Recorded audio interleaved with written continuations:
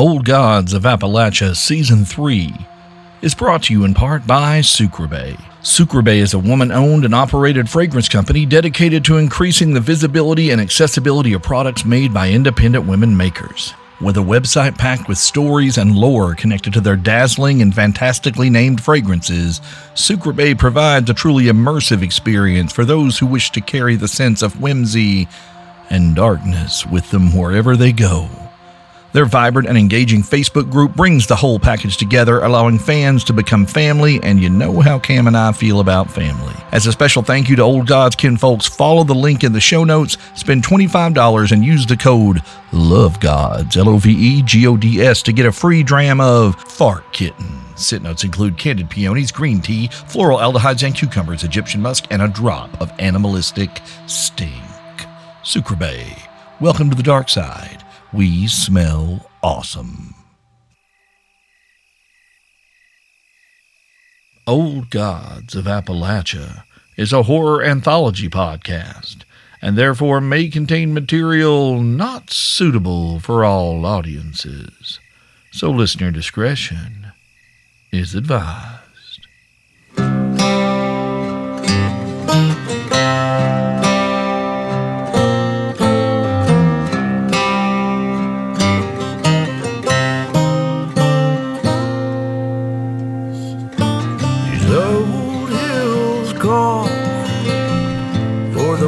My body, a pound of flesh for a ton of coal. So down I go to a dark hell waiting, where lungs turn black and hearts grow cold. And I'll take to the hills and run from the devil to the dying sun. Something way my way comes and treads off, my friend, into these shadows where the old ones roam. For in these hills we die alone.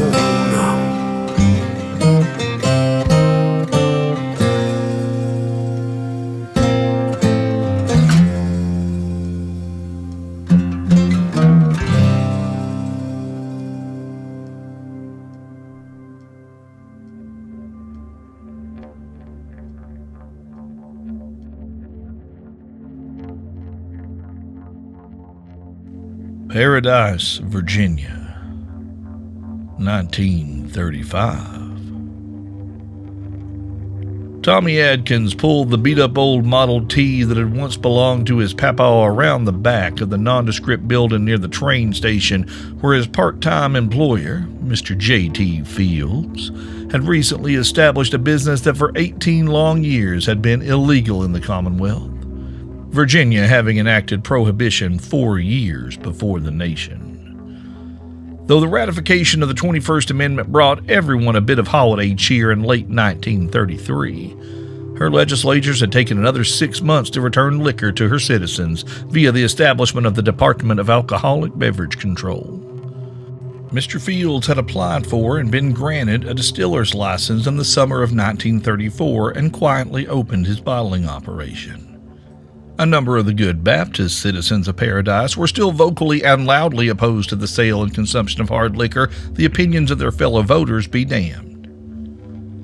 Never failed to amuse Tommy how many of those same folk had come knocking at Mr. Fields' back door over the years, looking to buy a bottle of Jack's Special Brew while it was still being discreetly distilled in the basement of his old office on the Tennessee side of town. Part of the work Tommy did for Jack was delivering bottles of that now legal spirit to state-run liquor stores around the region, once it had been duly inspected by the agents of the ABC board, of course. He typically made these deliveries on Monday evenings after he finished his shift at the Paradise offices of Barrow and Locke, where he worked as a personal assistant to Nathaniel Locke, heir apparent to the Locke half of that equation. This was not a Monday evening. Tonight, Tommy had come around to Jack's office on other business, that of spy and informant. a service he'd provided Jack for 7 long years now. Reluctant as Tommy had been to take up that unwelcome role, and as little as he still liked working for the man at the helm of Lock Rail, it had turned out to be a stroke of luck for the Adkins family. The stock market crash of '29 had cost a lot of folks their jobs, and even B&L had not been immune to the cascading economic woes that had ground business nearly to a halt for many of the industries whose wares Lock Rail transported around the country. But a man of Mr. Locke's status certainly couldn't be expected to answer his own phones and keep his own calendar, and thus, Tommy Adkins retained his position. The coal industry was hit especially hard by the country's hardships, as demand for those precious black diamonds plummeted. Many mines laid folks off or split the work between men so nobody got a full week's pay. The mine where Boyd Adkins worked shut down completely. Tommy's daddy and his brothers managed to carve out a little dog-hole mine on the backside of the family property where they scratched out just about enough coal to keep warm in the winter. Usually. With the help of Tommy's old friend Greenie, Emma Boyd had doubled up her efforts on the family's small farm to keep food on the table, but the drought the following year had all but destroyed her crops. The work Tommy did for both Mr. Locke and Jack had allowed him to provide for his family. His daddy was too proud to accept charity, but Tommy's mama was a practical woman with kids to feed. She never let pride interfere with that priority. So each time he visited, after he'd accepted Boyd's polite but firm refusal, Tommy would quietly tuck an envelope filled with as much cash as he could spare into his mama's apron pocket as he kissed her cheek on the front porch step. It wasn't much, but it had kept the wolves from their door. Tommy parked the Model T next to Jack's shiny new Buick and walked around to the side of the building to Jack's private office entrance.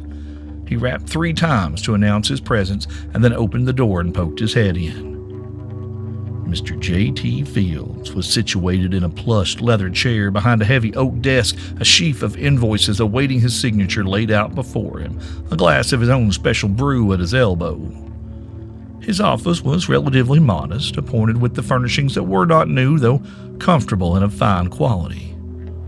A carved mantel on the wall behind him took pride of place, and it all but glowed with polish, and depicted creatures out of myth, frolicking amidst a wooded backdrop.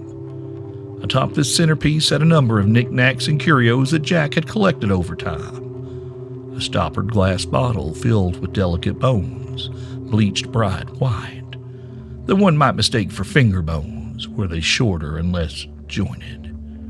A shadow box in which was pinned and preserved a large and beautiful moth with delicate iridescent wings whose color seemed impossible to pin down with the naked eye.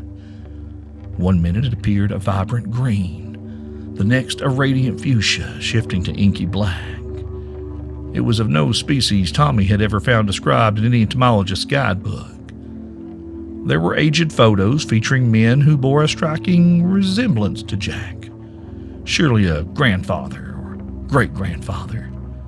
And the most recent addition was a set of decorative combs, carved from some sort of animal bone that Jack had been pleased to receive in the mail some years back. Jack glanced up from his work as Tommy stepped inside. "Tommy, come in, boy. Have a seat. I'll be with you shortly." Jack gestured to a slightly less cushy chair upholstered in matching deep brown leather across the desk from his own.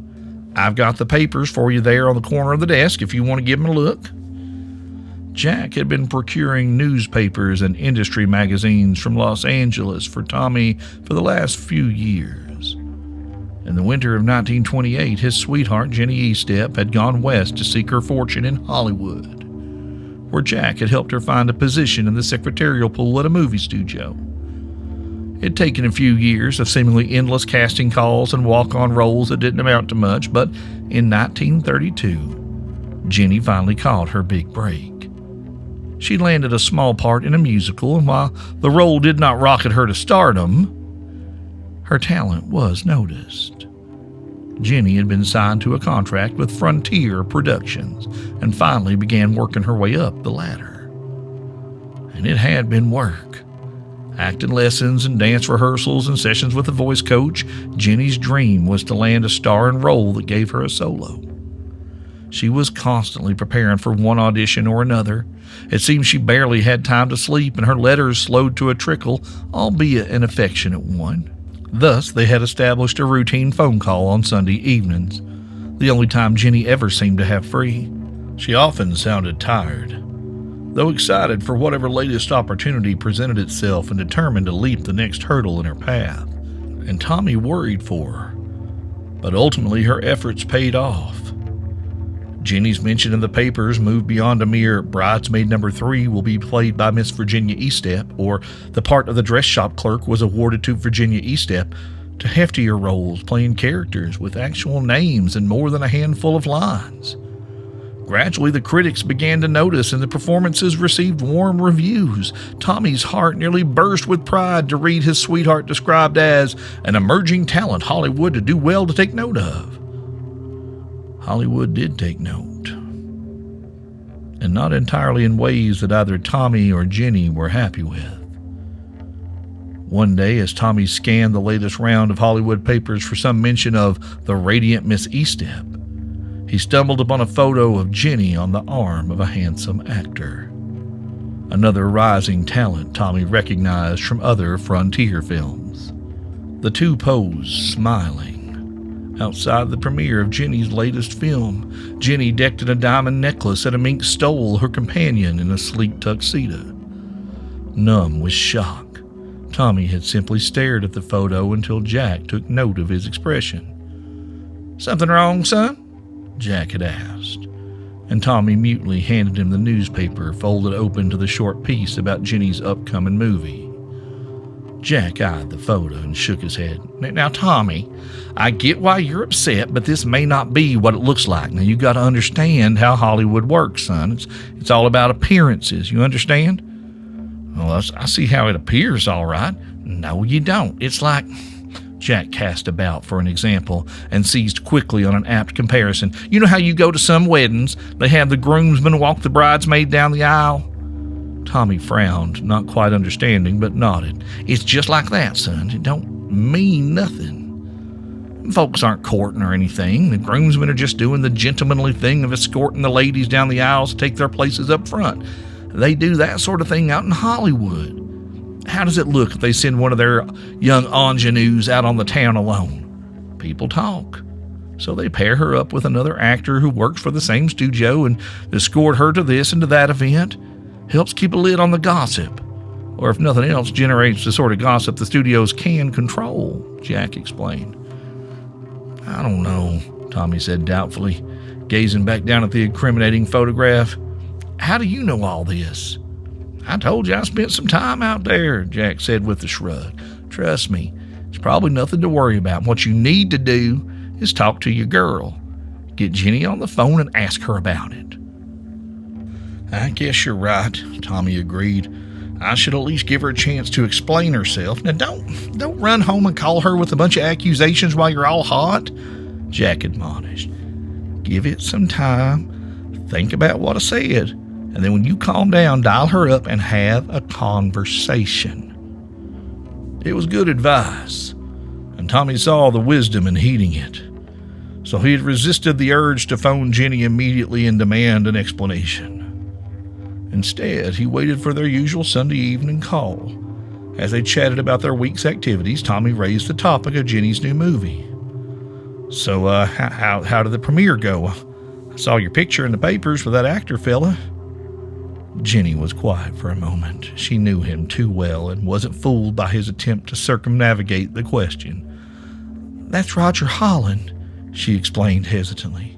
"He plays the lead in the movie we're shooting now. It's a romantic comedy in the studio." Jenny sighed. "The studio wants us to be seen together to help sell the picture. They set up some dates for us, which will conveniently be leaked to the press, and they'll show up, take some photos, and speculate about our relationship, but it's all for show." "Is it?" Tommy couldn't hide the bitter edge in his voice. "Of course it is," Jenny chided him. "Tommy, you know you're the only one for me, and Roger Holland knows that too. I made it very clear to him that I'm spoken for. Although honestly, I get the feeling he doesn't like girls in that way. I think that's part of why Frontier wants to make such a public spectacle of things. They can't let that sort of talk get around, you know? Tommy chewed his lip thoughtfully. That did make sense, and it certainly squared with the picture Jack had painted for him. You sure there's nothing between you and this fella? He asked finally. I promise, Jenny said gently. I love you, Tommy, and I wish you could be here to take me all around to these silly parties. Soon, Jenny, Tommy had told her. I'll be with you soon. But of course, he'd been making that promise for years, hadn't he? That was part of the problem. He could hardly blame her if she found someone else after all this time. All these years he spent working towards what he hoped would be some sort of future with Jenny, but he'd come no closer to that goal than the day he'd put her on the train. Would Jack ever consider his debt paid? Would he even be allowed to leave Barrow and Locke? The darkness he'd sensed swirling around Nathaniel Locke had only grown stronger over the years. Folks who disappointed the man had an unsettling habit of getting into accidents or just disappearing altogether.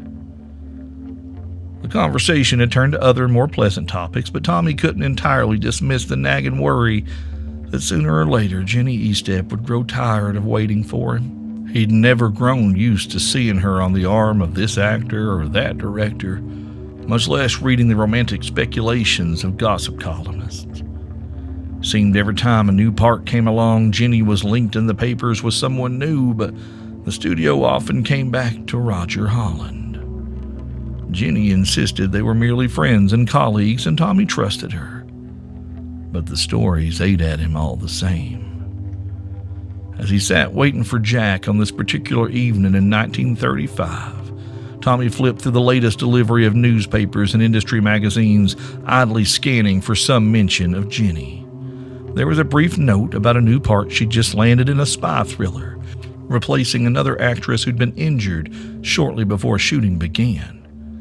It was a more serious, dramatic turn than most of Jenny's roles so far, and Tommy knew she was both excited and a little nervous, as the film's director was known to be demanding. Tommy turned the page, and his attention was immediately drawn to a photo of Jenny in the upper right corner, above the bold heading, Wedding Bells for Holland and Eastep?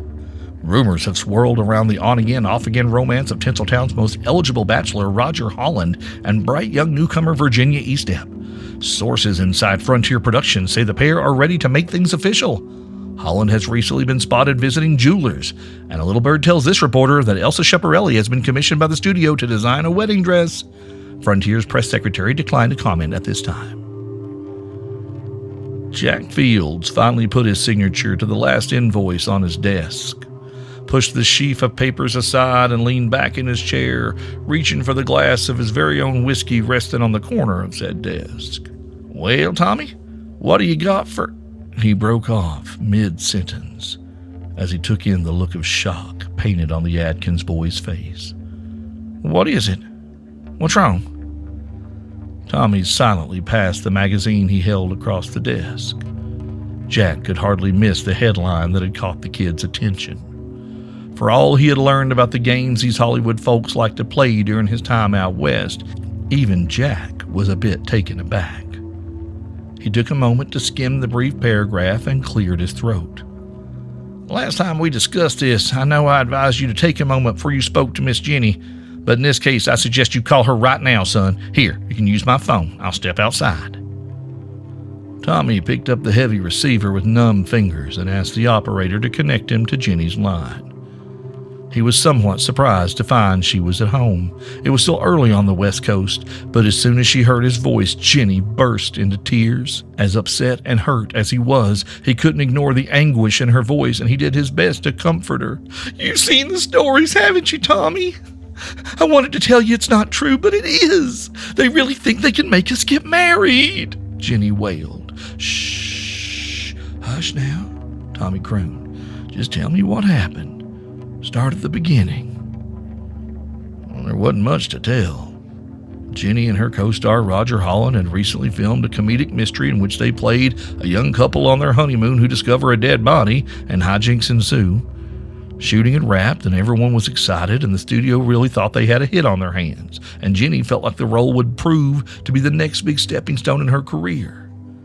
Then the president of Frontier Productions had called Jenny and Roger into his office to inform them that, in the lead-up to the film's release, their relationship should publicly mirror that of their characters. Building excitement for a picture based on the perception of true romance, they would announce their engagement. And shortly before the film's premiere, they would wed. It was an outrageous demand, and unsurprisingly, both Jenny and Roger had balked. Being seen attending awards ceremonies and dinners and parties was one thing, but surely the studio head didn't think he could actually compel them to marry, but indeed he did. And he'd called one of Frontier's legions of attorneys into the office to explain to them exactly what the studio could do to them if they refused. They could be fired. They could be blackballed. They might never find work in Hollywood again. The litany of threats went on and on. "What are you going to do?" Tommy asked. "Are you really?" "Of course I'm not!" Jenny's voice was infused with shock. "How could you even ask that? I can't marry a man because Frontier Productions says so. I only want to marry you, Tommy. Are you ever going to come out here?" The hopelessness in her voice tore at Tommy's heart, though he knew she had every right to it. What had he done to give her reason to believe in him? It had been 7 long years. In that time, he'd only seen her at Christmas, when both their schedules allowed them to go home for the holidays to visit family. "I am," Tommy said. "I promise you, I'll find a way. Just let me look into some things." Tommy didn't know what things he meant to look into as he set the receiver back in its cradle. The obstacles in their path seemed insurmountable. Frontier Productions controlled Jenny's life just as surely as Jack Fields and Nathaniel Locke controlled his. And none of those folks appeared too willing to let go of the stranglehold they had on either of their futures. Jack Fields waited in the parking lot, leaning against the lamppost and sipping on the glass of fine spirits he had not neglected to carry with him as he stepped out back to give Tommy a little privacy for his telephone call. After a respectful time period had passed and his glass had just run dry, Jack poked his head back inside to see if the young'un had finished his call. When he spotted the phone resting silently on the corner of the desk, he stepped back into the office and settled back into his comfy chair. "Well?" he prompted, reaching for a second glass to pour them both a measure of Jack's special brew. "It's true," Tommy said despondently. "The movie studio thinks it can force her to marry that fella. They threatened them both. Jenny," he looked up and met Jack's eyes. "Jenny wants me to come to California. She says it's time we got married." The being currently known as Mr. J.T. Fields did not often feel obligation, and even more rarely, guilt. But as the boy stared into his eyes, he felt a growing sense of something he disliked even more. Tommy Adkins had served him well and faithfully for far longer than Jack had led him to believe he would require. He had set aside his anger and his fear and accepted his role in Jack's world without complaint. He had done what was asked of him, and sometimes a great deal more, and even become something of a friend to Jack, for whom true friends were few and far between. The debt Tommy owed him had been paid 10 times over, and Jack found to his immense discomfort that he now felt he owed the boy. And that simply would not do. Other people owed Jack. That's just the way this world worked. And he did not at all enjoy the sensation of finding that shoe on the other foot. The situation would have to be remedied. "Well then," he said matter-of-factly, "I suppose it's time we sent you on your way." Tommy blinked. "What, just like that?" "Tommy, you've done fine work for me. Great work, but one thing you'll learn as you grow older is that nothing lasts forever. To everything there is a season, etc., etc. It's time for you to spread your wings and fly across this great country to rescue Miss Jenny from the clutches of fate." But what about?" Tommy lowered his voice. "What about Mr. Locke? I don't think he's going to be happy when I hand in my resignation. I don't know if you've noticed, but folks don't really seem to, retire from being ill. Jack leaned back and stroked his chin thoughtfully. That is the question, ain't it? He mused. It was an excellent question, and Jack felt sure he could find some answer to it that would benefit him just as much as it did Tommy. He just needed a while to think on it. Tommy started to speak up, but Jack waved off any further questions.